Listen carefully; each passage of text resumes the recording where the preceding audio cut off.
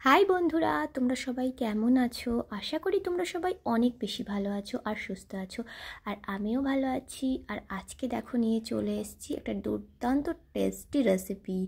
এটা হচ্ছে আমোদে মাছের ব্যাটার ফ্রাই কিংবা ফিশ ফ্রাইও বলতে পারো। তো বন্ধুরা, একদমই গ্রাম্য পদ্ধতিতে সহজভাবে রেসিপিটা আজকে তোমাদের সাথে আমি শেয়ার করছি। তো বন্ধুরা দেখো, এই আমোদে মাছের মাথাগুলো কিন্তু অতটা ভালো হয় না, ওই জন্য কেটে বাদ দিয়ে দিয়েছি। আর মাছটাকে ভালো করে ধুয়ে আর একটু ভিনিগার দিয়েও ধুয়ে নিয়েছি।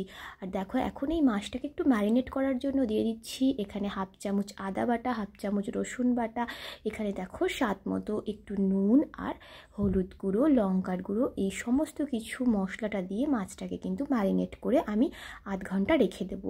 তোমাদের হাতে যদি সময় না থাকে তোমরা কিন্তু সঙ্গে সঙ্গেও করে নিতে পারো, বাট আধ ঘন্টা রেখে দিলে কিন্তু বেশ ভালো হয়।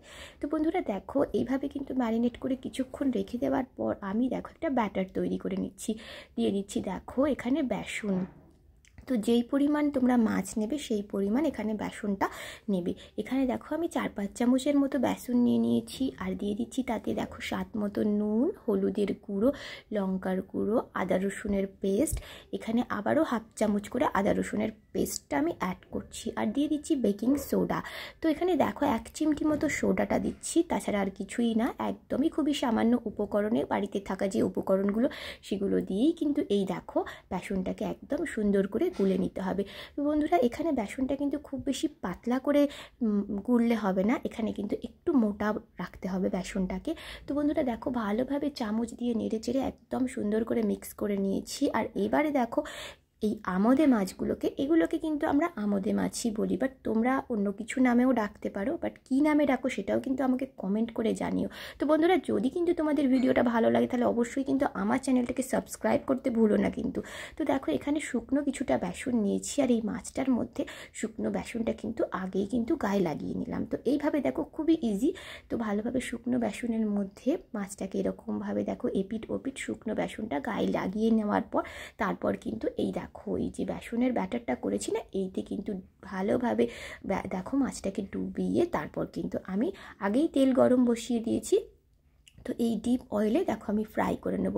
তো বন্ধুরা দেখো, এইভাবে সমস্ত মাছগুলোকে কিন্তু আমি ওই শুকনো বেসনে একবার লাগিয়ে বা বেসনটা গায়ে লাগিয়ে তারপর কিন্তু এই ব্যাটারে কিন্তু ডুবিয়ে তারপর কিন্তু আমি ফ্রাই করছি।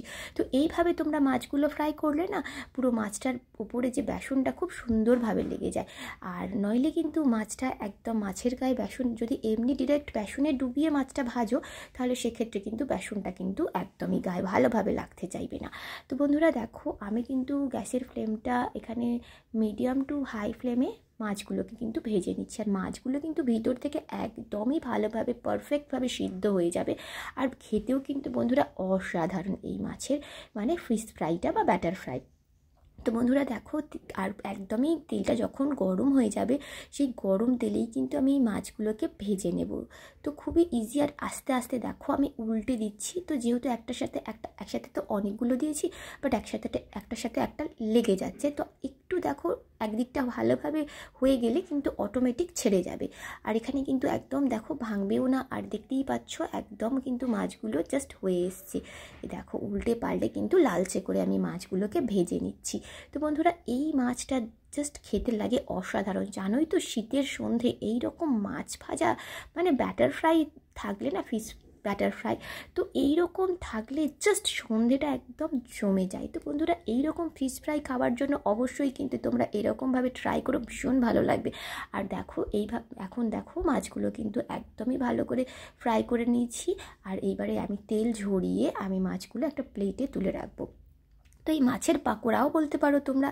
তো তোমরা যে যেভাবে খুশি বলতে পারো, ফিশ ফ্রাই বলতে পারো, ফিশ পাকোড়া বলতে পারো, অনেকেই অনেক কিছুই বলো, বাট যে যেরকম খুশি নামেই ডাকতে পারো, কিন্তু যে যাই নামেই ডাকো না কেন খেতে কিন্তু বন্ধুরা অসাধারণ। তো বন্ধুরা, এই ফিশ ফ্রাইগুলোকে আবারও দেখো বাকি যেগুলো আছে সেগুলোকেও আবারও তেলে দিয়ে আবারও কিন্তু উল্টে পাল্টে ভেজে নেব।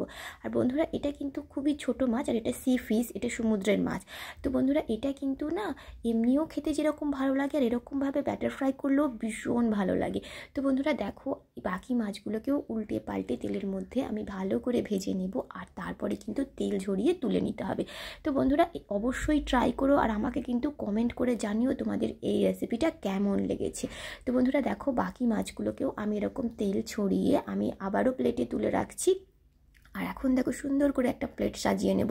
আর মাঝখানে দেখো আমি কিছুটা টমেটো কেচাপ দিয়ে এই মাছটা সার্ভ করব, এই ফিশ ফ্রাইটা সার্ভ করব। তো বন্ধুরা অবশ্যই ট্রাই করো কিন্তু, আর আমাকে কিন্তু কমেন্ট করতে ভুলো না। তো দেখো, দেখলেই জিভে জল চলে আসবে, এতটা সুন্দর দেখতে হয়েছে। যেমনি দেখতে সুন্দর হয়েছে তেমনি কিন্তু বন্ধুরা খেতে অসাধারণ হয়েছে। তো বন্ধুরা দেখো, অবশ্যই কিন্তু ট্রাই করো, আমাকে কিন্তু কমেন্ট করতে ভুলো না। তো বন্ধুরা আজকের ভিডিওটা এখানেই শেষ করছি, আবার দেখা হবে পরের ব্লগে। বাই।